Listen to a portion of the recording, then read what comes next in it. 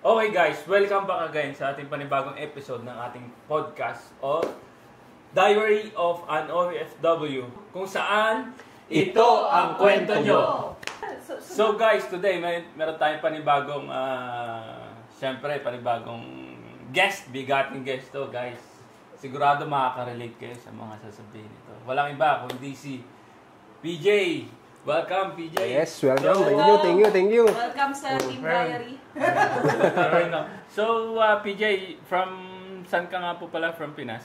From Batangas City ako eh. From Batangas. Batangas so, City. guys, from Batangas City. Proud to be Batanggenyo. Yun!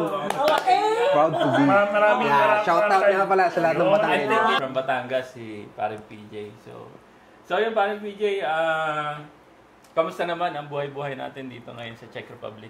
Totally dito kasi sa Czech Republic, baguhan pa kasi ako eh. Ilang buwan ka na po or ilang years na? Bali 1 year and 4 months. Okay. Pero yung buhay ko naman dito, yung napil ko kasi dito sa Czech,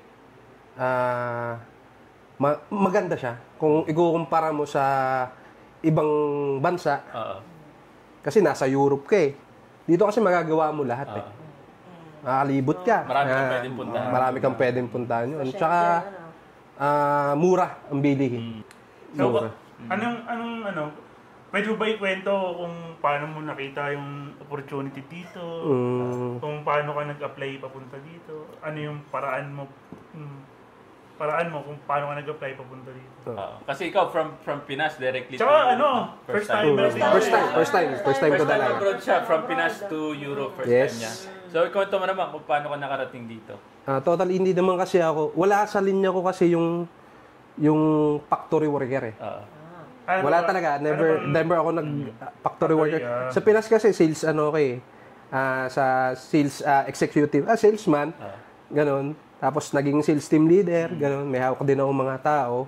Anong industry? Nagbebenta ako ng cellphone. Mga Vivo, Oppo. Parang manager si Hindi, sales team leader lang. So hindi wala pa tayo.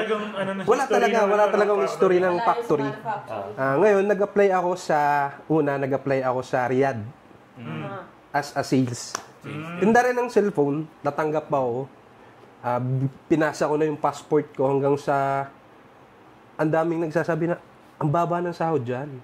Pag-isipan mo muna. So, habang lumalakad yung aking passport, lumalakad yung aking apply, naghanap pa ako. Hanggang sa nakita ko si Prime World. Si Prime World nakita ko siya sa Facebook. Nakita ko siya sa Facebook, ang dami nag-a-apply sa kanya. Hanggang sa nainganyo ako, nag-apply din ako. Sa tulong yon ng aking isang kaibigan. Prime World Makati? Makati. Yes. Sikat yan, no? Yes. Ang dami nyung napalis ng Prime World, no? Ang dami. Kasi yung dumating sa company pa lang namin, sa Marelli pa lang, almost Ilan ng 300 plus na Pinoy yung dinala dito. Company lang, no? 300. Nandito na lahat. Nandito na sila lahat. 300, no? Sila yung nagpadami sa Ilaba. Yes. Almost 1 year na din sila. Sunod-sunod lang naman din kayo dumating. Sunod-sunod yan. Parang every 2 weeks may dumadating na Pinoy. Oh, grabe. Sabay ko. Pwede mo ba i-describe kung paano naging proseso mo nung nag-apply ka sa Prime World? Sa process. Pagdating sa process talaga, medyo mahirap. Kasi gigising ka talaga ng madaling araw. Sakripisyo talaga sa pag-apply sa ibang bansa. Bali, nag-refer sa'yo is friend mo, tapos nirefer ka dito sa Prime World. Sa Prime World. Tapos sabay kayo nag-apply, parang ganun. Hindi. Nakapag-apply na siya. Nauna siya. Nauna na siya. Tapos may hiring pa. Yun, nirecommend niya ako. Nirecommend ka. Pagdating ko sa Prime World, doon ko nakilala yung isang agent. Yun. So may agent ka, tapos May agent, sa Prime World, siya yung nag-refer sa'yo. Yes, And ganun then, na. Marami kayo, nakapasa kayo. Yun na. Tapos, yung process kasi namin, bago kami napalis, almost 8 months. 8 months. 8 months talaga yung aming. Ganun talaga katagal na. 2025 na yan. Paano yun? Na-interview din kayo? Ano yung mga documents na pinasa? Yun na-interview. First, yung aming initial interview, wala namang masyadong tanong lang yun ng mga tao sa agent. Parang briefing. Tapos, ang final interview na is yung lokal. Lokal. Yung lokal na dito. Nagpunta sila doon. Physical. Tapos, yun, ang dami namin. Almost almost 70 kami noon. 70 to 80, parang mga ganun. Hanggang sa, syempre, 70 to 80, sa tingin mo ilan yung nakapasa? Almost lahat? Or? hindi. May mga bumagsak din. Bumagsak. Kahit may mga agent, bumabagsak din. Pero yung mga pumasa, almost mga 50 something. After nun final interview, hintay kami ng working visa. Working visa na agad. Oo, working Medical. visa. Medical muna, then working visa. Then, yun na, flight. Flight. Basta ang inantay nyo, ang total na inantay, 8 months. 8 months, basta yun yung haba. From the span of na-refer ka, nagpunta ka doon sa company, nagpasa ka ng Yes. resume, Yun, 8 ganun na. months yun. Ganun na. Gano'n katagal yung visa processing mo during that? Yung visa process namin, parang 6 months. 6 months. Yung inintay namin. Sobrang yun ang tagal. Kaya yun yung nagpatagal sa amin eh. Matagal na nga. Matagal talaga yung working Almost 2 visa. months lang, no? 6 months. Tapos after nun nakakapasa na sa visa, mga 1 month, nakalis na. Right na ano. Flight na. Magkano yung nagastos mo all in all? Medyo sabihin mo lang yung total. Yung total ko, parang nasa mahigit 100K din. 100K, mahigit 100K. Lahat na yun. Lahat na yun. Kasama na yung ticket kasi yung ticket naman is company yun eh. Company yung nagbayad. yung No? placement fee, Oo. yun, kasama na lahat. Saka nagpataas yung pamasahe, ang layo ng Oo. pinagagalingan. Oo, yun na. Pero ikaw, yung 100K is galing ba sa bulsa mo yun or ginawan mo ng paraan or Totally, hiniram ko yun. yun. Hiniram ko yun sa kapatid ko na sa Taiwan. Thank you sa inyo, shout out. So, may kapatid siya. Napakabait ng kapatid ko. Salamat ka pala. Thank you, Ton. Love you. Tsaka maganda kasi kapag humiram ka sa kapatid mo, hindi ka naman pupersahin kung kailan ka lang pwede magbigay. Sana all. Sana all. Para ibigay na eh. Salamat. Oy, kung lang, bibigay na from Taiwan. Ano pong pangalan ng kapatid? Si Rain, Akayata, nasa Taiwan. Shout out niya. Sa Taiwan naman. Nasa Taiwan. Tagal na siya. Saan po siya sa Shout Taiwan? out. Saan siya sa Sana Taiwan? nakakarating yung mga videos namin. Oo, pinapost. Taiwan, ano siya eh. I'm from Parang, Taiwan din kasi. Taoyong ba yun? Taoyuan. Taoyuan yun, Taoyuan. Okay, kalapit na Hsinchu and Taipei. Yun. Alam Doon siya. nila yan kasi lahat sa Taiwan eh. Ayun, kaya pala. So, pag nakita mo to, Kuya Rain, share mo na lang. Share mo na yung kapatid mo. Kapatid mo. Tol, same yun sa'yo, Tol. Okay. Utol natin yun. Utol natin yun. Braga. Pero hindi mo try mag-apply doon sa Taiwan? Hindi, nag-try ako doon. Kaso nga, recommended niya ako ng kapatid ko eh. Kaso lang, nagka-problema ako sa, meant to be talaga sa Europe. Nagka-problema kasi ako doon sa junior ko. Nung ako yung nag-apply sa Taiwan. May problema ako sa birth certificate. Sa passport kasi, Sa passport? yung junior ko kasi katabi nung aking name. So magkaiba yung documents ko sa passport ko. So, magastos yun. magastos. Kung kailang, ang papalitan ko kasi doon, yung lahat ng documents ko. Kasi yung passport, hindi kasi napapalitan yung format. So dapat Yun talaga pala, yung format kung ano niya. nakalagay din sa passport mo, lahat ng documents, same Same, dapat. yun lang yung na-experience ko. Pero ewan ko lang kung sa ibang agency, ganon. Oo. Kasi yung iba nagkakaproblema din sa pangalan talaga. Sa birth baka certificate, sa passport, magkaiba yung... So nung nalaman mo yung problema ngayon, hindi mo na tinalo yung ano? Hindi na, parang nawalan ako ng gana kasi recommended ka na tapos hindi ka pa natanggap. Kaya sabi ko, nasaktan ako dun eh.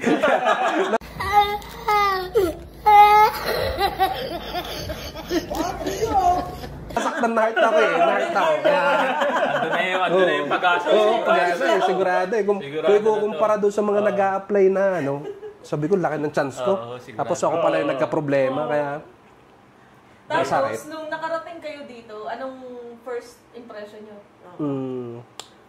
Winter. Hindi, dumating kami dito. Magwi-winter pa lang. Anong buwan ka ba dumating? July? Still summer. July. Summer. Basketball pa nga kami. Unang dating namin dito, ng mga kasama ko, lumabas agad kami. Paglabas namin, nakita ko yung paligid, sobrang linis. Yung maganda sa Czech, sobrang linis. Kung ikukumpara sa ibang bansa na, yun, isang maganda sa Czech. Tapos, hindi pa namin alam yung mga bilihan eh. Yun, doon kami naligaw. Ikot hanggang sa nagtanong kami sa mga tao. Kaso karamihan talaga sa Czech hindi maalam mag-English. Kamusta naman yung culture? Na Culture? pagdating mo dito, ano naman? Sa akin, Naninibago ako. Kasi iba yung kultura natin eh. Malaki yung pagkakaiba. Pero sa culture nila, okay ako. Okay naman. Nagustuhan mo naman sa tagal-tagal. Yes. Pero nung pagdating yung nagtanong kayo, sa mga lokal kayo nagtatanong? Sa lokal. Sa lokal talaga. Hanap kami kung saan may bilihan ng karne. Kaya sabi, hindi daw sila malam mag-English. Kaya ngayon nagkataon may nakausap kaming isang lokal din na maalam naman ng konti. Di tinuro nila sa amin yung penny store. Hindi doon namin nalaman, dito pala. Nakita namin yung mga bilihin. Sa Simni pala kayo. Sa may Simni. Pero tanong ko lang sa'yo, parang PJ, may nagsabi ba sa inyo from Pinas na, pagdating niyo doon, alam niyo yung mga basic. Ano yung parang... Something like Dobreden or Dobrerano, something like this? May nagsabi ba sa inyo? May nag-orient sa amin na... nag-orient na ganito yung mga basic natin. In-orient naman kami about sa ganun. Kaya alam naman namin yung konting pagbate para Maganda. Dobreden, no? Dobreden yun. Pinakaunang words namin, Dobreden. Kilalang Dobreden. Ngayon, pagdating mo, Mareli, ano yung ginagawa nyo sa Mareli? Ikaw, specifically, ano yung ginagawa mo? Gumagawa kami ng headlight ng mga sasakyan. Yun yung aming pinaka-produkto sa Mareli. Iba't ibang klase ng sasakyan. Meron kami mga Volkswagen, BMW, pero tawag nila BMB eh. Kaya hindi ko alam BMB. Sa atin kasi, ito na BMW sa atin, BMB. Mga mamahaling sasakyan. So, yun. Tapos ano ang expectation ng trabaho? Magaan, mabigat, mahirap? Para sa akin, hindi naman siya mabigat. Hindi rin naman mahirap. Kaso, syempre, wala naman talaga madaling trabaho eh. Kahit siya naman, wala naman talaga madaling trabaho. Kasi kung paulit-ulit, nandoon na rin yung nakakapagod. Doon mo ma-experience nakakapagod nga din pala. Pero okay, all good ako, hindi mabigat yung trabaho kumpara sa ibang company. Okay ako sa Mareg. Marami kayong kasamang lokal or ibang lahi? Iba't iba eh. Maraming lokal din, pero mas marami yung ibang lahi. Para sa akin, kukunti lang yung masyadong lokal. Okay naman kasama sa... Ano sa tingin mo? Ano sa tingin mo mga kasama mo? Anong lahi ang pinakamagandang kasama sa trabaho? Para sa akin, Serbian eh. Serbian. Para sa Serbian. Para sa akin ewan ko sa opinion ko, Serbian ako. Kasi may mga kaibigan akong nakamagandang loob na mga Serbian. Mababait sila eh. Tsaka, isa sa ang pansin ko sa Serbian, magagaling silang mag-English. Karamihan sa Serbian. Kaya sila yung nakakausap mo. Kaya nakakausap ko. Pero sa lokal naman, may mababait din naman. Yung boss mo, kung saan naman?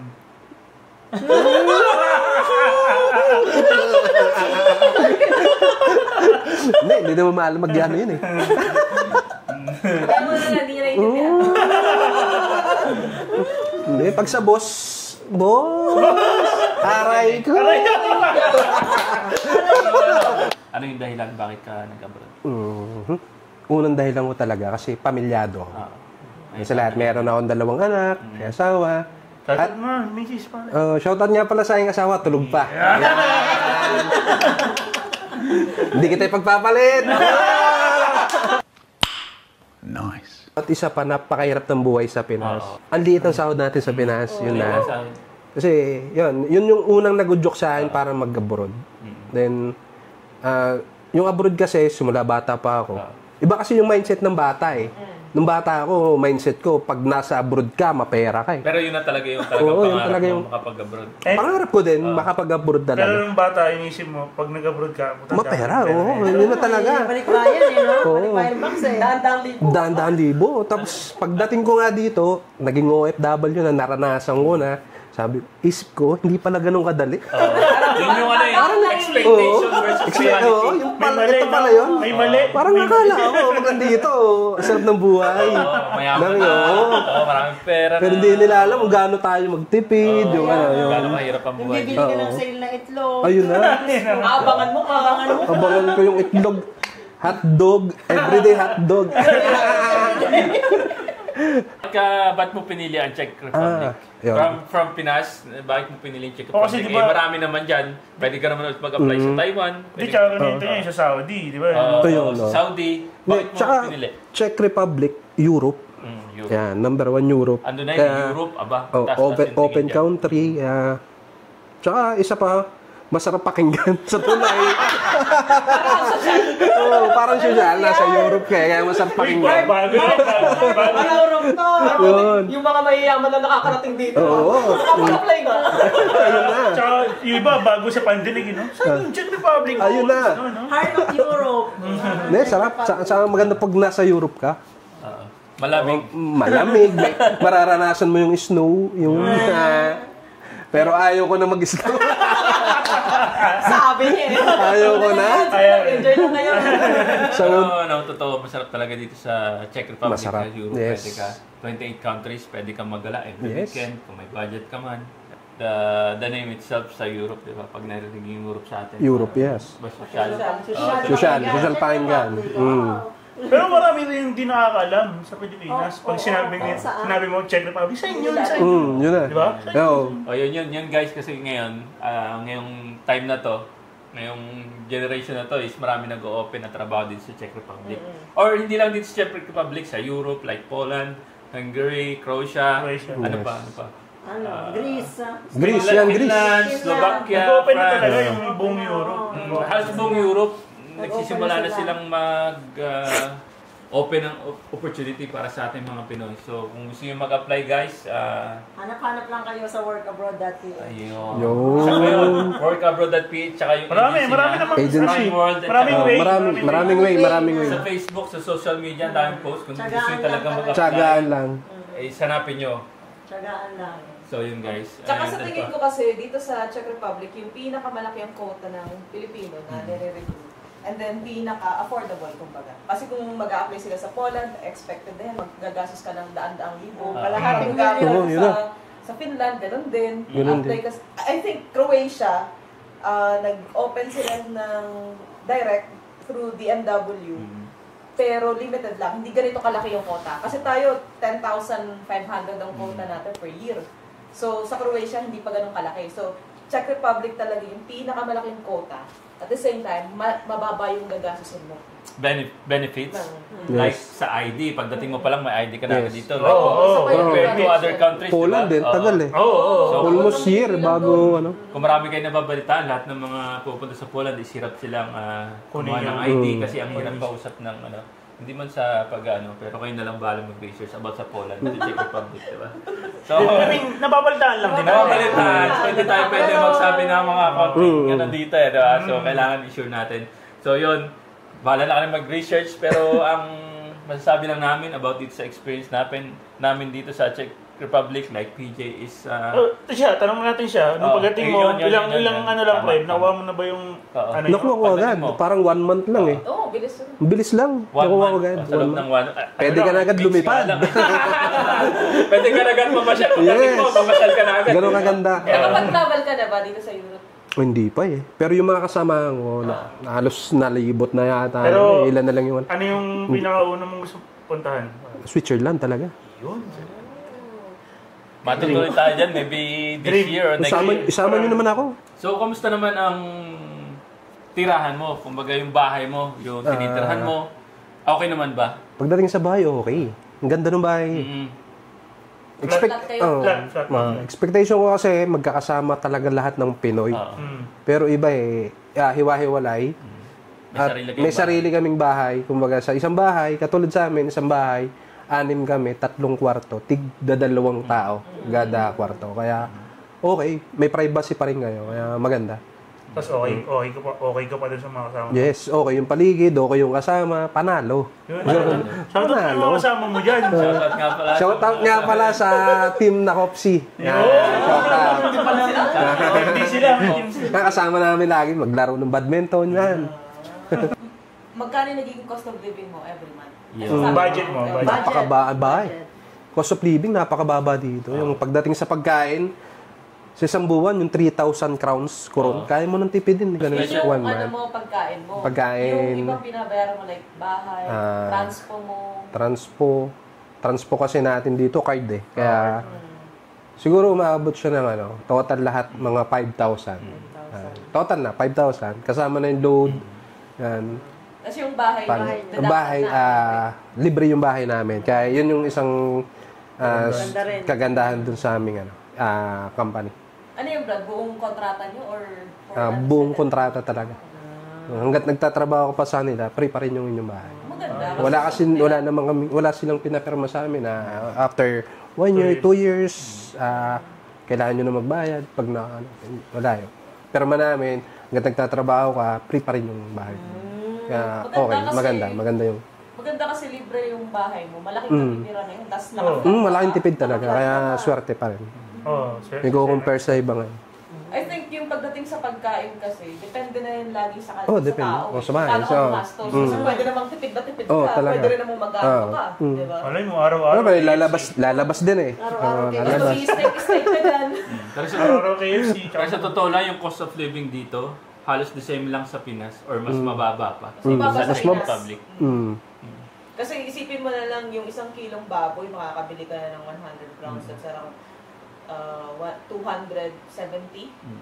Grabe, mura yung baboy dito. 170. Ang manok, makakabili ka ng mga less than 100. Para doon sa mga nanonood, kasi, di ba, sa Pilipinas, may wet market tayo dito. Market. Dito, puro grocery tayo. Oo. Tapos ngayon, yung mga karne kasi dito, karamihan, may expiration date. So, yun yung isang way nating mga OFW para makatipid is yung aabangan natin. Malapit ng may... Kasi dito wala kasing wet market eh. So lahat ng mabibili natin sa yung iba nasa palengke ay nasa supermarket na lahat. Nandiyan frozen siya or yung iba is hindi man frozen kaya siya may expiry date is hindi siya frozen. So kailangan na natin siyang bilhin para hindi siya kumbaga Ang medyo lang mahirap hanapin is seafoods. Wala talaga. Seafoods lang meron dito. Wala naman dagat dito eh. Kapag seafoods is meron naman seafoods pero medyo expensive. Expensive. Tapos frozen, hindi sariwa. Pinoy condiments. Pero kamusta naman yung oras mo? Like sa Pinas, magkaiba yung oras sa Pinas, like 6 hours. 6 hours sa summer. Alam ba 6 hours sa summer, tapos 7 hours sa winter, ganun ba yan? So, kamusta naman yung pag-adjust mo sa oras? Papasok na tayo. Noong una talaga nakakapanibago eh. Ang hirap matulog, ang hirap Pero yun nga, nag-grab ko na rin naman. Kaya medyo nasasanay na din. Pero sa trabaho, ano yung oras ng trabaho niyo? Ilang oras? 8 hours. Bibira lang kami makapag-overtime. Try shift ka rin yun? Dalawang shift na lang kami. Dalawang shift na lang. Umaga tsaka gabi. Every week, nagpapalit kami ng... Every week siya Parang 5 days a week. 5 days a week, umaga, 5 days pang gabi. Bibihira ang OT ngayon. Bibihira eh. Seasonal ang OT. O seasonal. Pero ewan ko lang kasi depende siguro sa line ng trabaho kasi sa ibang line sa aming company, sagana sila sa overtime. Swertehan lang talaga. Department yun na. Alam ko kahit naman saan trabaho, ganun. Kahit saan ba? Swertehan na lang din. Sa department namin, walang overtime. May mga benefits din ba kayo? Meron din. Like bonus, mga ganun. May bonus. Bonus namin almost 3,000 every month. Minsan, depende pa rin sa performance. Depende pa rin na performance bonus. Meron din, 13-month, kompleto tayo. And at the same time, dito sa Czech Republic, kasi is my 24, or how many days? 25 days vacation, di ba? Meron tayong 25 days vacation. Pero depende rin sa company. Kamusta naman sa company nyo, yung vacation nyo? Pwede nyo ba i-consume ng 1 month every year or hati-hati? Tingin ko kasi dyan, depende sa master mo o sa team leader mo. Siya kasi yung nagdi-decide. Kasi like us, pwede kami magbakasyon ng every year, meron kami bakasyon ng 1 month which is paid vacation. Yun, ganun na. Kasi sa akin naman, yung leader ko, medyo strict eh. Hindi siya pumapayag na kung gusto mong magbakasyon ng 1 month, hindi siya pumapayag eh. Parang kaya depende. Kasi yung mga kasamahan ko nakakapag-ano sila eh. Nakakapag-live sila eh. So depende sa company and depende sa trabaho. Kung sa trabaho. Order kayo, maraming order. Hindi, tsaka sa pinaka-amo mo. Pinaka-boss mo. Kung gusto mo magbakasyon. Actually ako, nagbakasyon ako before yung unang company ko 2 months. Sabi ko sa company ko, ang tagal ko sa Taiwan. Ganda doon, 2 months. Baka bigyan niyo ako ng 2 months na vacation. Pero yung 2 months mo bayad yun. 1 month lang yung 1 month lang. Kasi unpaid yung iba kasi yung paid lang sa atin dito sa Europe, nasa batas, nasa law ng Czech Republic na 25 days paid vacation. Depende na lang sa offer kung may dadagdag pa silang days ng offer sa kontrata mo, and then, yun na yun. Paano pala yung vacation nyo? Pag hindi nyo na-consume, nire-refund ba nila? Or yun, nare-refund naman siya eh. Okay. Hanggat hindi mo siya nagagamit, bayad naman. Sa atin walang ganun eh, no? Walang refund. Bayad naman. Meron nga silang yung refundance eh. Yung kapag pinauwi sila, di ba? Okay. Bayad siya, pero sa amin, kailangan mo talaga siyang gamitin. Mandatory. Mandatory talaga siya, yung bakasyon mo. Kailangan mo siyang gamitin. Pero Tingin nga sa inyo kasi binabayaran. Depending is di mo nagamit. Halimbawa man, accidentally, hindi mo na talaga siya kaya pwedeng gamitin kasi di man kayo pwedeng sabay-sabay. yun na. Kasi sa dami niya eh. Dami namin. 300 pa naman. Sa ano pa lang yun, agency namin yung 300%. May isa pang agency doon. Nasa almost... Earthsmart. Yeah, Earthsmart. Almost nasa ano din sila. Guys, Parang mga 300 din something. Kaya ang dami ng Pinoy talaga. Madami pala talaga. Madami talaga. Kasi ewan ko na lang ngayon kasi nabawasan yung ibang naglipatan na ng ibang company. Kasi dito sa Czech Republic kasi after 6 months? 6 months pwede ka na mag-apply lumipat or during the 3 months period pwede ka nilang ilipat sa company. Or after 3 months, antayin mo na yung 6 months before ka ulit lumipat sa ibang company dito sa Czech Republic. Tama ba? Well, pagka first timer ka dito sa Czech Republic, nare-recommend nila na Tapusin mo yung kontrata para di... Yun nga yung nare-raise ngayon ng mga employer. Mm. Yung sinabi ni Amba na paano nila susolusyonan na sana naman mag-stay, tapusin yung kontrata. 1 year or 2 years lang. Yung ganon.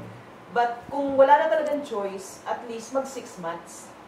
Para hindi rin magulo sa ministry. Kasi yung processing, 2 months. Tapos kung lilipat ka, change of employer ka, 1 month. So bilangan mo yun, kung less than 6 months ka, yung kaka-release lang sa'yo ng card mo, panibagong ano ka na naman. So, dito kasi, 6 months at least. pwede ka kasi maglipat-lipat ng company and very... dito kasi sa Czech Republic is ikaw yung hahanapin ng trabaho. So sobrang dami ng kailangan nila at nagsushorten sila sa workforce. So kailangan talaga nila ng tao. Tsaka yun sa mga bago, no? Yun yung ano lang. Kasi parang nakaraan kasi pare. Nakausap namin yung ambassador. So yung mga yung mga employer natin dito, yung mga Czech na company, nagreklamo sa embassy. Bakit daw umaalis agad. Yung mga kinukuha nila from Pilipinas. Kasi parang gumastos nga daw sila. Oo, kasi di ba? Siyempre, ginastosan nila yung tao para magtrabaho sa kanila. Ngayon, pagdating dito, wala pang 6 months, iba, isang buwan, 2 buwan, umaalis talaga. So parang wala naman silang magawa, hindi na pwedeng pigilan yun. Kasi babalik din sa kanila yun. Yun ang batas dito. Alam mo yun ang batas. So ngayon, parang wala silang way. Kaya ang ginawa nila, lumapit sila sa embassy, sa DMW, na bakit naman ganun yung ginagawa ng mga Pilipino. Kaya parang sabi ni ambassador natin, na parang sana naman, tapusin man lang at least yung kontrata. Yung first na kung ayaw mo talaga, tsaka ka lumipat, diba? Or yung 6 months na lang na sinasabi sa batas na 6 months na lang. No. Sorte nila kayo parang PJ. Ilang years ka na dito ba? Isang taon na mahigit eh. Isang taon na rin. Si PJ satisfied naman sa Satisfied naman ako eh. Okay naman. Tsaka yun nga, maganda na bibigay mo yung gusto mo sa pamilya mo. Yun yung mahalaga. Yun yung bagay na tahimik. Tsaka maganda na rin yung tahimik ka na tahimik kang mag-grind. Makikita nila na umaangat ka kahit pa paano. Yun. Well, nung padagdag ako dun, yung sa sinabi ni Amba, hindi naman sa nagrereklamo yung mga employer, no? But yun yung nakikita nilang problema nung sa meeting nila. Yun yung pinag-usapan nila na sa side ng employer, nakikita nila na magbilis na nag-resign ang mga kakahire lang nila na employee. Ngayon, sa side naman ng employee, ang daming problema sa sahod, mali yung expectation, mali yung explanation, which is nangyayari naman talaga dati. So, hindi ko lang alam kung hanggang ngayon gano'n. So, kaya ngayon, nung nakausap namin si Amba, parang nare-raise niya talaga na kung sakaling gano'n yung nagiging problema natin ngayon, edi gawin nyo na lang na parang kung pwede nyo namang offeran sila ng family reunification para na mag-stay, parang gano'n. So, may mga tinatry silang isolve na issue ngayon na hindi naman gano'n kalaki, pero para masolusyonan yung problema ng employer at ng employee. But to add to that as well, yung hindi na sila nagre-recruit ng third world country. Klinosa daw talaga. Kailangan galing na sa Pilipinas. So, yung mga galing ng Taiwan, galing ng wala na. Hindi na nila inire-recognize. But ano ba yung naging issue doon? Bakit ayaw na nilang... Kasi maraming scammer eh. Maraming Scammer. Maraming na-scam. Marami na scam. Bukod sa scam, kasi, ang nangyayari, karamihan na nag-resign, Galing galing sa sa Sherwood. Galing ba ba May sa comparison Pilipinas? ang nangyari. Tapos pagdating nila dito, tumatalon din sila sa Oo, ibang bansa. yun pa yung nagiging problema. Marunong na. Kaya, in-stop na nila, mas pinocus nila sa Pilipinas ang hiring. Tsaka yun ba, yung pinaka-importante yung sa scammer. Kasi yung dami nag-o-offer ng raffle na visa, hindi naman totoo. Wala naman daw ganun. Iba nag-release na ng pera. Tapos, yun na. Yun na. wala naman. Nakikita ko na yung Facebook yun eh. Dami na yung scam. Wala namang raffle ang visa. Pero I think wala nang masyadong ganun eh. Kasi nagbabasa ako sa community, wala na akong nakikita na galing sa Taiwan, galing sa ano. Wala naman. In-stop na siguro talaga. Siguro. Nagiging strict na rin kasi sila na mag-recruit ng galing sa ibang bansa. Kasi nakita na nilang issue din yan. So, talagang pinocus na nila sa Pilipinas. So ano pa rin masasabi mo sa mga aspiring applicants natin na katulad mo na galing din sa Pilipinas na nakagad na makapunta sa Czech Republic? Isa lang masasabi ko magbaon kayo ng lakas ng loob. Yung kasi yung pinaka talaga pag Kasi nung una, yun din yung aking kailangan malakas talaga loob mo. Bago ka mag-abroad, malayo ka sa pamilya mo. Siyempre, pagdating mo sa abroad, mag-isa ka lang, trabaho ang pupuntahan mo, yun. Wala Tsaka, maasahan. iwas ka sa tukso. Yun ang pinaka-the best. Iwas sa tukso! May balak ka ba dalahin ng pamilya mo dito? Sa akin kasi, sa mindset ko kasi, wala ako Hindi. Sa aking opinion, sa aking mindset lang. Wala na problema yan. Ikaw naman yun. Sa akin, ayaw ko. Kasi, medyo na ako pag mga bata pa. Yung mga bata, baka mamaya siyempre iba yung aking Ano ba yung goal mo, yung pangarap mo dito na makuha mo dito sa Czech Republic na pagdating ng araw? Ay makabalik ka sa Pinas or? Totally, ang pangarap ko lang naman ay napakasimple. Hindi ko kailangan ng marangay ang buhay. Kailangan ko lang may maayos na matitira ng asawa ko, pamilya ko, anak ko. Nakakain nila yung mga gusto nila, nabibili nila yung mga gusto nila. Yun lang naman yung gusto ko Hindi ko na kailangan ng sobrang laking bahay, sobrang daming pera. Yun lang. Naiyak na ako Naiyak na ako yun lang yung sa akin. So yung goal mo, Nasabi ako so Sa Pinas pa rin ako magpo-for good. Yung pa rin yung gusto ko. well, sana makuha mo yan pare. And sigurado naman sa mga sinabi mo nitong mga nakaraang tanong na iwas sa tukso, ay makukuha mo lahat ng goal. Issue! So yun, sa mga kababayan natin na nangangarap at nandito na, ang goal is umiwas sa tukso at ibigay ang kailangan ng family dahil yun ang unang dahilan kung bakit ka nag-abroad at pumunta rito sa malayo, magpakahirap para mapunan at mabigyan ng suporta ang iyong pamilya. Yes.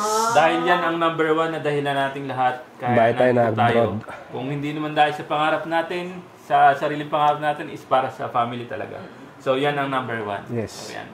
Maraming salamat PJ sa iyong message sa ating mga aspiring applicants. And maraming salamat sa iyong dedication sa iyong family na magpakahirap dito sa ibang bansa para mabigay lang. Kailangan mag-sacrifice, di ba? Yes. So, yun naman ang ginagawa nating lahat dito So, kaya tayo nandito, Diary of an OFW, para makapagbigay inspirasyon sa ating mga... Hindi lang information, kundi inspiration. So, yun. Sa bilang bago, marami din ako natutunan sa inyo. Yun din yung maganda Siguro realization. Na-realize mo pagdating mo dito sa Czech Republic. Mahirap ang buhay. Bawat perang kinikita natin is kailangan nating tipidin o gamitin natin sa tamang paraan. Yun, number one. Tamang paraan. Tamang paraan. Magandang tip yun kasi hindi lahat ng OFW hindi lahat ng OFW hinahandle nila ng maayos ang pera nila. Yes. Kasi parang feeling nila pagka nagtatrabaho sila dito, sige lang, waldas lang, bili dito, bili doon, padala sa pamilya, diba? Which is, wala mo namang problema. Pero at a certain point, kailangan mag-set aside ka rin, mag-ipon ka rin. Kasi lalo na kung may goal ka na umuwi. So dapat, laanan mo ng time na mag-save. Laanan mo na talaga ng attention na pag-ipunan. I-focus mo yung pag-iipon kasi yun yung goal mo eh. Kasi hindi naman kasi habang yun na. Hindi tayo habang buhay OFW. Kaya ano yung napagdaanan mo, pinakang isang bagay na napagdaanan mo dito sa Czech Republic na pinakang tumatak sa'yo? Challenging part. At paano ka nakatayo? Paano mo na-overcome? Paano mo na-overcome? Para saan, wala naman akong masyadong naging pagsubok. Ang pinaka ko lang is yung adjustment ko nung una sa trabaho. Kasi una nga, wala akong experience sa pagpapaktory.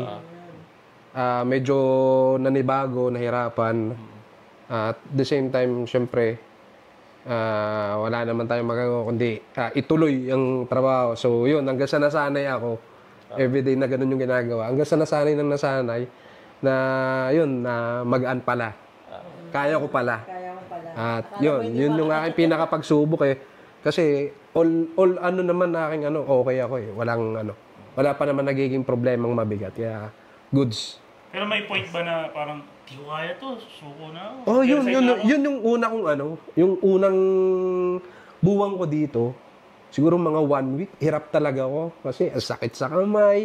Kasi puro tornilyo kami. Tornilyo, lock ng mga wire. Kaya medyo, sabi ko, hindi ko kaya. Pero, thankful ako kasi nandun yung aking asawa. Siya nagpapalakas ang loob ko. Kaya, yun, kinaya ko naman hanggang ngayon. Kaya, okay. Goods. Thank you very much. Thank you. PJ. Sobrang thank you kasi marami din ako natutunan sa inyo. Thank you. Salamat sa iyong time na napaunlakan mo ang aming invitation. Yes. First time ko rin to. Sa aming interview. So, may gusto ka pa sabihin sa ating Saan? Sa mga manonood? Sa amin sa akin. Or sa yung advice and tips lang. Sa mga aspiring na OFW. Tsaka shoutout. Okay, bali, sa mga aspiring na gustong makarating dito sa Czech, yun nga, sabi ko kanina, pinaka-importante, magbaon kayo ng lakas ng loob. At always pray kasi kung gusto nyo makarating, kailangan nyo pa rin magsakripisyo. Pag-apply pa lang at yun, always pray kasi mararating nyo din to. Yun. Good luck sa inyo guys. Salamat. So yun guys, natapos na naman ang aming another interview from Mr. PJ. Maraming salamat thank you, sa iyong inspiring messages para sa ating mga aspiring applicants from the Philippines.